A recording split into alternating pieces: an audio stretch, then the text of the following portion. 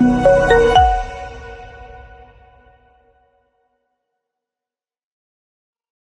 시간 성경 봉독하도록 하겠습니다. 오늘 보시는 말씀은 이사야 53장 1절에서 9절 말씀입니다.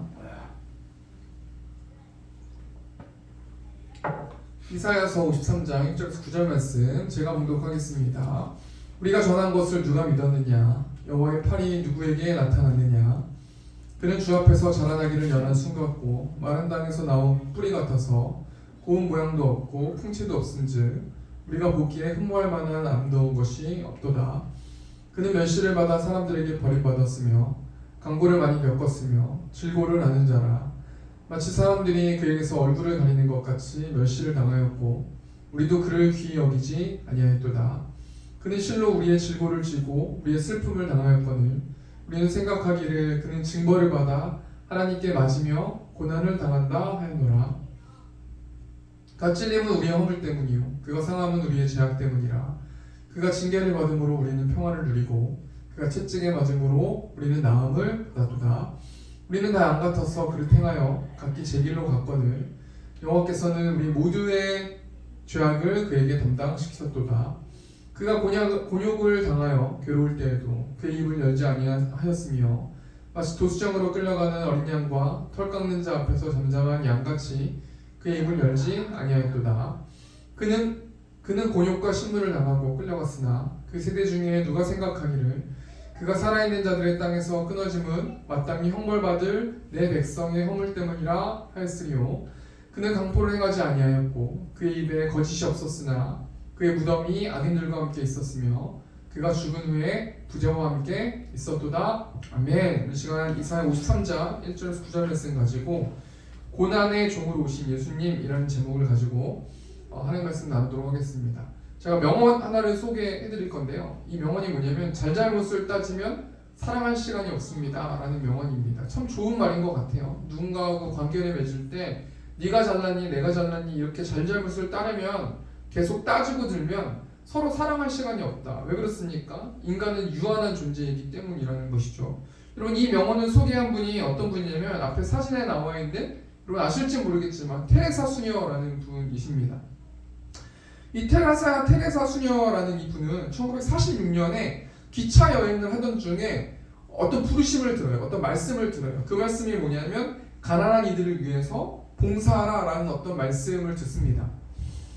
그리고 1950년에 사랑의 성교회라는 곳을 설립해서 123개국에 610개 단체를 운영하면서 나병 환자, 결핵, 또 에이즈 환자, 또 이런 사람들을 위해서 요양원을 짓고 또 무료 급식소를 하고 고아원을 설립하고 학교를 설립하면서 이 테레사 수녀가 어떤 부르심을 받은 어떤 존재에 의해서 화답하는 것처럼 여러 가지 헌신된 삶을 살아가고요.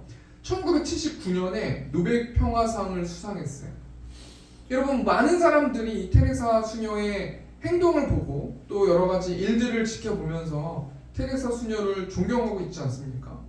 여러분 왜 수많은 사람들이 이 테레사 수녀를 존경하냐면 가만히 생각해 보면은 이 땅에 있는 사람들은 자신의 자아를 충족시키기 위해서 나라는 자아를 충족시키는 일들을 하면서 살아가는데 여러분 테레사 수녀는 나의 자아를 충족시키는 것보다 타인을 위해서 살아갔기 때문에 자신들은 노력해도 그런 삶을 살지 못하기 때문에 수많은 사람들이 이 테레사 수녀를 존경하고 굉장히 좋아하는 것을 볼 수 있는 것입니다.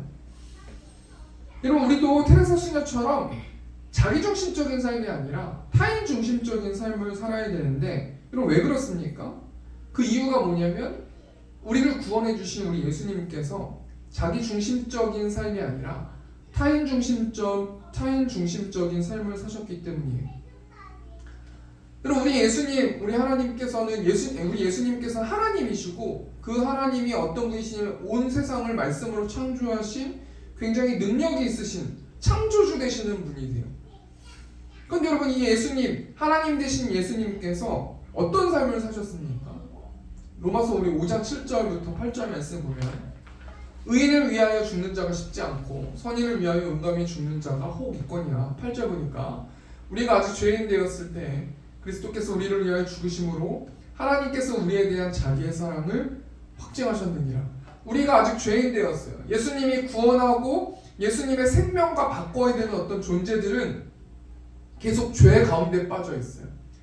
죄라는 것은 하나님이 가장 싫어하고 경멸하는 것이 죄라는 것인데, 우리 예수님께서도 하나님이시지 않습니까? 그런데 그 하나님 되신 예수님께서 아직 죄에 빠져 있을 그 사람들을 구원하시기 위해서, 하나님에 대한 하나님의 사랑을 확증하시기 위해서 자기중심적인 삶이 아니라 타인 중심적인 삶을 살았기 때문이라는 거예요. 우리가 한 주 동안 무엇을 좀 적용해 보길 원하냐면요, 우리 중심적인 삶이 아니라 타인 중심적으로 하나님 나라를 위해서, 나의 어떤 유익보다는 하나님 나라를 위해서 또 타인 중심적으로 우리가 좀 살아가길 원하는데요.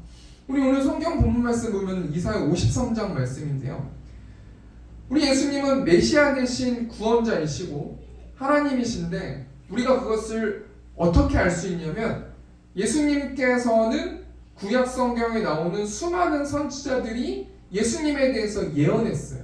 예표했다라는 것이죠. 이런 메시아가 올 것이다라는 것을 예언했다라는 거예요. 그 예표라는 것은 그것이 그 예언된 자가 예수님이라는 것을 알려주시는 것이 예표라는 것인데, 수많은 구약의 선지자들이 이런 메시아 구원자가 올 것입니다 라고 예언했는데, 우리 특별히 이사야라는 선지자의 예언을 통해서 우리가 좀 예수님에 대해서 좀 생각해 보길 원하는데, 우리 1절 말씀, 우리가 전한 것을 누가 믿었느냐, 여호와의 팔이 누구에게 나타났느냐.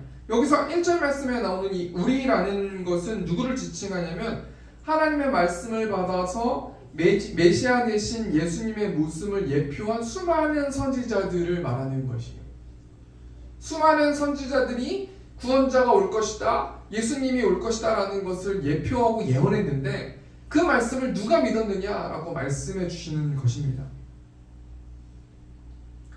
그래서 이 이사야 선지자가 구원자 되시는 메시아가 앞으로 오실 것인데, 그런 그 메시아 되시는 예수님은 어떤 자라고 말씀합니까? 우리 2절 말씀 보니까 끝에 하반절 보니까 흠모할 만한 아름다운 것이 없도다 라고 정리해 주는 것을 볼 수 있어요. 이사야 선지자가 앞으로 우리를 구원할 메시아가 올 것입니다. 그 메시아는 흠모할 만한 아름다운 것이 전혀 없으신 분입니다.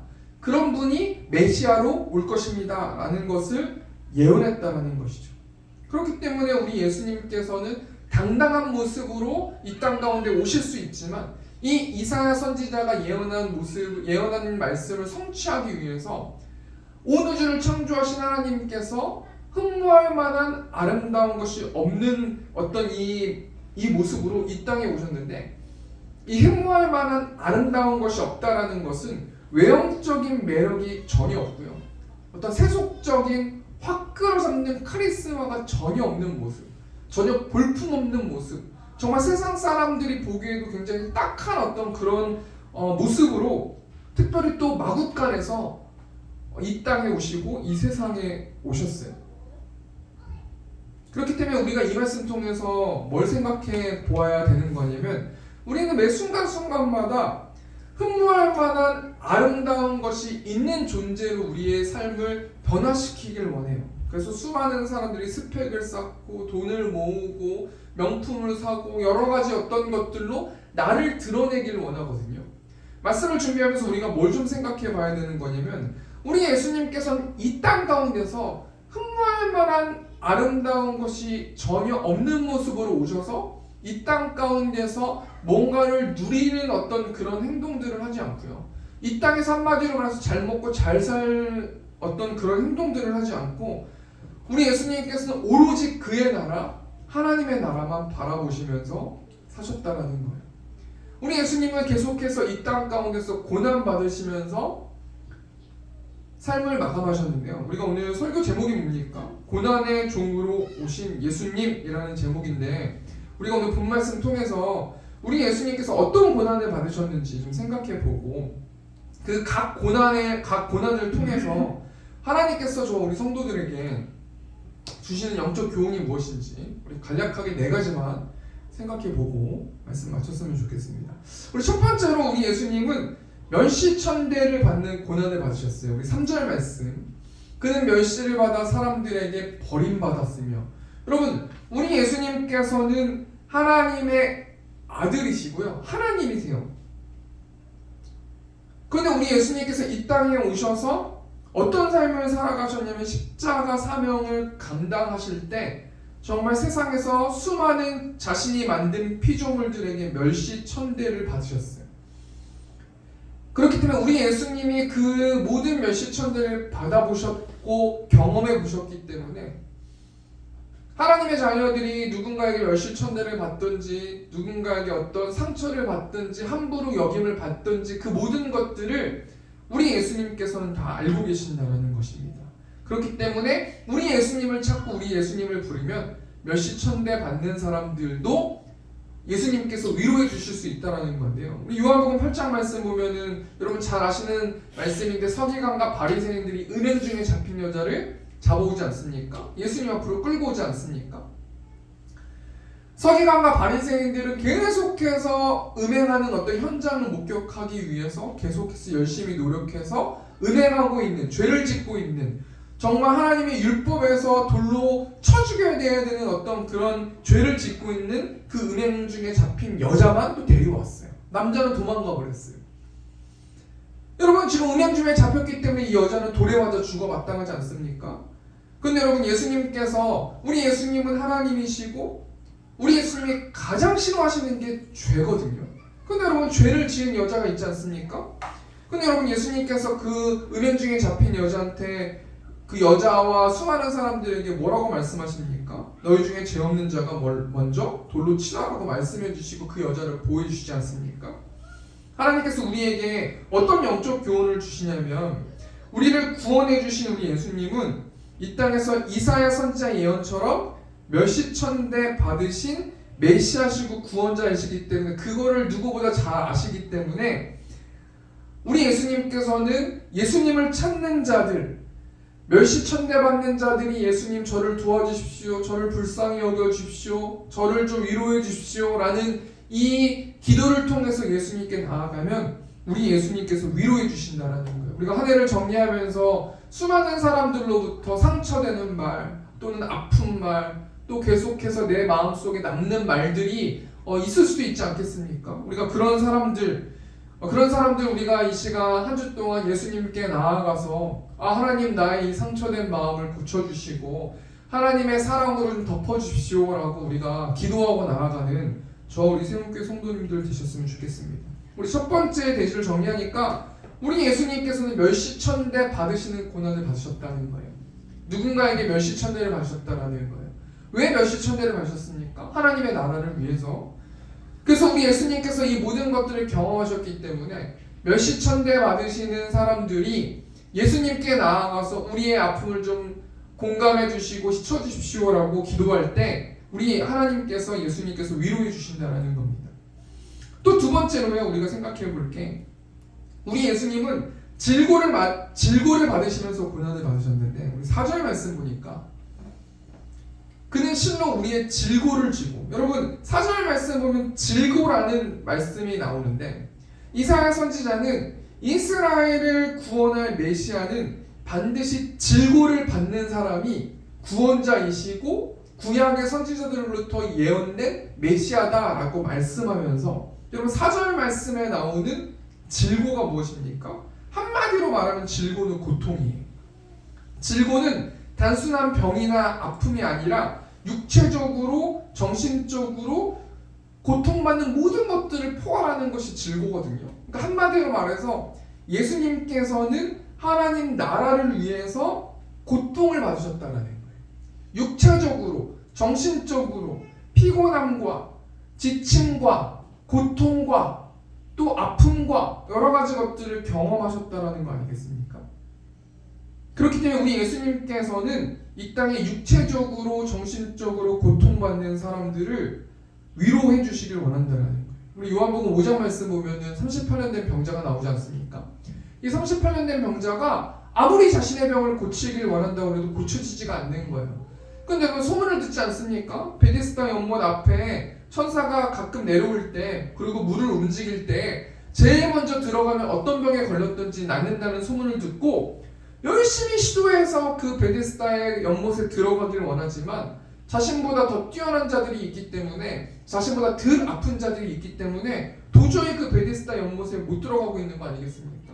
그래서 육체적으로 지치고 정신적으로 힘들고 슬프고 탄식되고 소망을 잊어버리고 낙담되고 있는 38년 된 병자가 예수님을 만나서 예수님의 말씀을 들어요.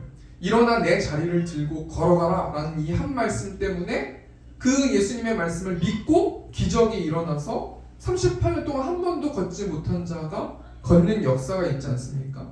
그리고 그러니까 이 말씀 통해서 하나님께서 우리에게 주시는 영적 교훈이 뭐예요? 우리 예수님은 육체적, 정신적인 고통을 우리보다 더 먼저 경험해 보셨기 때문에, 우리의 질고를 아시는 분이 우리 예수님이시기 때문에 우리 예수님께 나아가면, 예수님께 기도하면, 우리의 모든 짐들을 예수님께 풀어놓으면 우리 예수님께서 위로해 주신다는 거예요.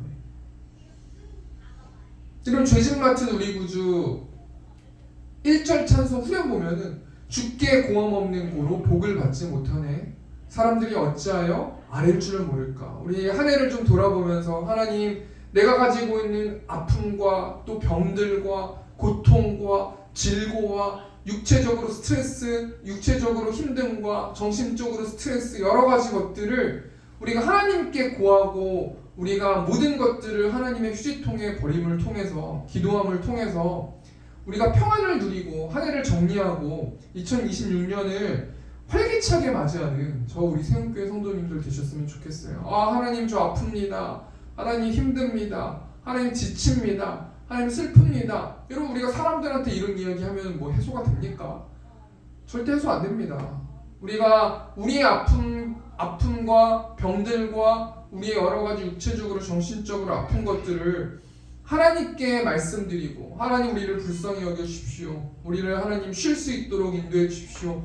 수고하고 무거운 짐진 자들아 다 내게로 오라. 내가 너희를 쉬게 해준다고 말씀하신 그 예수님께 나아가는 저 우리 세움교회 성도님들 되셨으면 좋겠습니다. 우리 세 번째로요, 우리 예수님께서는 어떻게 고난을 받으셨냐면 묵묵히 고난을 받으셨어요. 우리 7절 말씀 보니까 그가 곤욕을 당하여 괴로울 때에도 그의 입을 열지 아니하였으며 마치 도수장으로 끌려가는 어린 양과 털 깎는 자 앞에서 잠잠한 양같이 그의 입을 열지 아니하였도다. 여러분, 두 문장이 반복되잖아요. 그의 입을 열지 아니하였으며 또 끝에 보니까 그의 입을 열지 아니하였도다. 여러분, 이사야 선지자는 이스라엘을 구원할 메시아는 묵묵히 고난받는 존재가, 그런 사람이 메시아다, 구원자다라는 것을 예언했다라는 거예요. 예수님께서 그 이사야 선지자가 예언한 그 말씀을 성취하기 위해서 예수님은 인간이시기도 하시고 하나님이시기도 하시지 않습니까?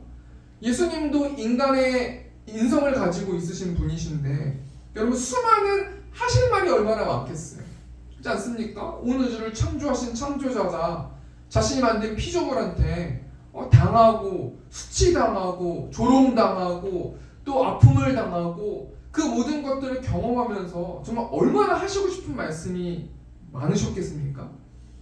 그럼에도 불구하고 예수님이 인간을 구원하시고 또 대속하심을 당하기 위해서 예수님께서는 말씀하시지 않고 입을 열지 않고 묵묵히 고난을 받으셨다는 겁니다.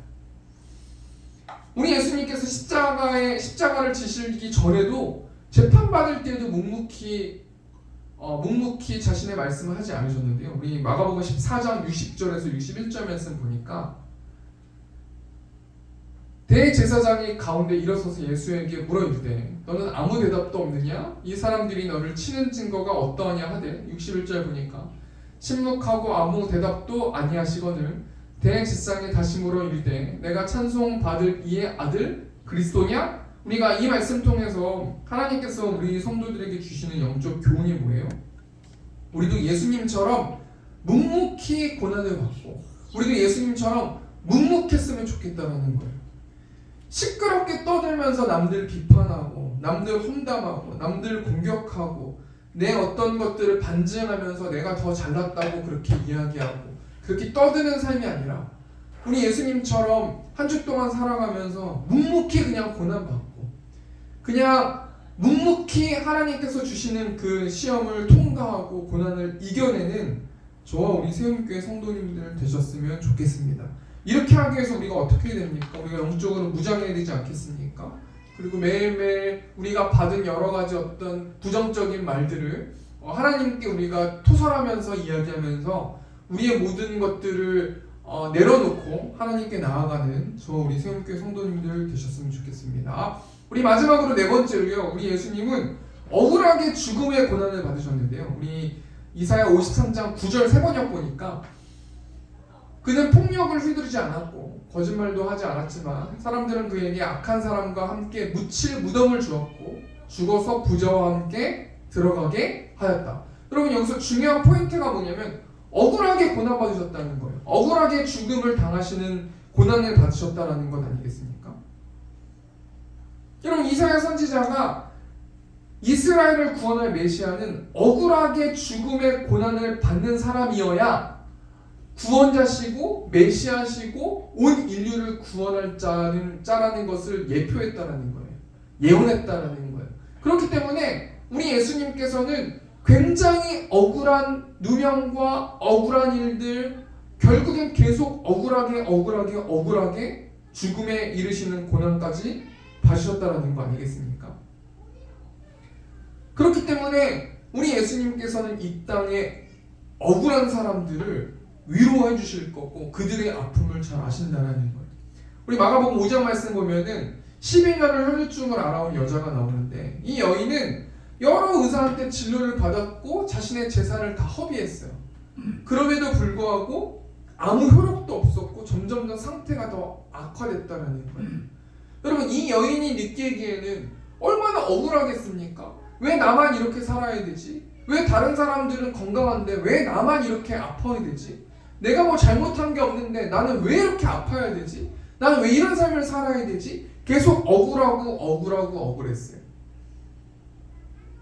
근데 여러분 이 여인이 계속해서 억울하게만 그렇게 생각하지 않고 예수님을 만나서 믿음으로 반응하는데 그럼을 통해서 예수님이 이 혈루증 앓아온 이 병을 낫게 해주는데 이 여인이 예수님의 옷자락을 만지지 않습니까? 그래서 자신의 억울함을 의지적인 결단을 가지고 믿음을 가지고 예수님의 옷자락을 만지는 그 행동을 통해서 자신의 억울함이 풀려지는 일들이 벌어지는데요. 우리 예수님께서 이 여인을 위로하시기 위해서 어떤 행동을 하셨냐면 정확하게 그 타이밍에 그곳을 지나가셨다라는 거예요. 여러분 우리가 이 말씀 통해서 하나님께서 저와 우리 성도들에게 주신 영적 교훈이 뭡니까? 우리 하나님이 억울한 우리들을 위해서 우리를 위로하시기 위해서 타이밍을 만드신다는 거예요. 우리가 하나님께서 주시는 그 타이밍을 만드시는 그 타이밍에 우리가 믿음으로 반응해서 우리가 우리의 모든 결핍과 억울함과 우리의 어떤 결핍들을 해소받는 저와 우리 세움교회 성도님들 되셨으면 좋겠습니다. 우리 말씀을 좀 정리하기 원합니다. 우리 예수님께서는 어떤 고난을 받으셨습니까? 우리 네 가지를 제가 말씀드렸는데 첫 번째는 멸시천대, 두 번째 질고 그 고통을 받으셨다라는 것이죠. 세 번째 묵묵히 고난을 받으셨어요. 네 번째 억울하게 죽음의 고난을 받으셨어요. 여러분 이사야 선지자가 이 네 가지의 행동을 한 자가 이 온 인류를 구원할 구원자이십니다 라고 말씀해 주셨다는 거예요. 그렇다면 결론적으로 우리 예수님께서 왜 이 네 가지의 고난을 받으면서까지 왜 오래 참으시고 왜 아무 말도 말씀을 안 하시고 그렇게 십자가의 고난을 받으셨습니까? 우리 5절 6절 말씀. 그가 찔림은 우리의 허물 때문이요 그가 상함은 우리의 죄악 때문이라. 그가 징계를 받음으로 우리는 평화를 누리고 그가 채찍에 맞음으로 우리는 나음을 받았도다. 이 핵심이 뭐냐면요, 예수님께서 누구 때문에 그렇습니까? 한마디로 말해서 우리 때문에 그런 것이죠. 우리를 살리게 하시기 위해서. 그가 찔림은 우리의 허물, 우리의 모든 죄악 때문이라는 거죠. 그가 상함은 우리의 죄악 때문이라. 그가 징계를 받음으로 우리가 하나님과 평안을 누리게 됐고 그가 채찍에 맞음으로 우리가 나음을 받았도다. 우리 6절 말씀 보니까요, 우리는 다 양 같아서 그릇 행하여 각기 제 길로 갔거늘 여호와께서는 우리 모두의 죄악을 그에게 담당시키셨도다. 우리 하나님께서 우리들을 사랑하시는 그 사랑 때문에 자신의 하나밖에 없는 아들에게 우리의 모든 죄를 그 담당시키셔서 그 아들에게 고난을 받게 하시고 십자가를 달게 하시고 그렇게 힘들게 하셨다라는 거예요. 하나님께서 이렇게 하나님에 대한 사랑을 우리에게 보여주셨다는 것 아니겠습니까? 우리가 적용하면서 우리가 하나님의 사랑을 깨닫고 2025년 한 해를 정리하면서 어떻게 살아가야 됩니까?